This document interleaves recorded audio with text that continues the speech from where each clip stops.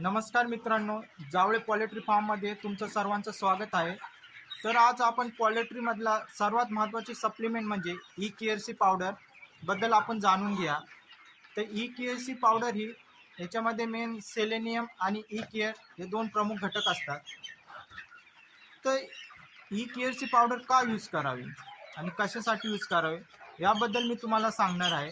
तर सर्वात महत्त्वाचं म्हणजे ई केअरसी पावडर तुम्ही यूज केल्याने पक्ष्यांची जी रोग प्रतिकार क्षमता असते ती वाढते, त्यांचा जो ट्रेस असतो तो कमी होतो आणि जी फर्टिलिटी असते त्याच्यातही सुधार येतो. आणि सर्वात महत्त्वाचे म्हणजे जे पक्षी मरतात, कमकुवत होतात, तर त्यामुळे ते होत नाही. त्यामुळे तुम्ही मित्रांनो ई केअरची पावडर दिली पाहिजे.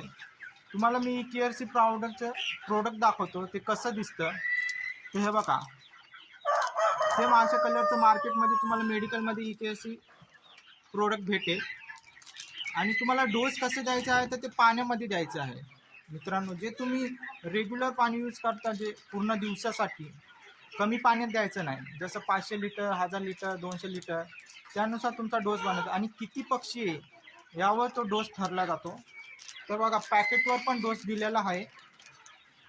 5 ग्राम 100 बर्डसाठी दिलेला आहे थ्रू वॉटर. आणि हे तुम्हाला 4 तासामध्ये संपवायचं असतं. तर तुम्ही हे सलग 3 दिवस देऊ शकता. आणि जर तुम्हाला नाही समजलं तर तुम्ही डॉक्टरच्या सल्ल्याने घेऊ शकता. आणि ChatGPTचा यूज करा, त्यावर तुम्हाला प्रमुख गणित कळतं. तर हे होतं आजचं सर. तुम्हाला आजचा व्हिडिओ कसा आवडला नक्की कमेंट करून सांगा. जय हिंद, जय महाराष्ट्र.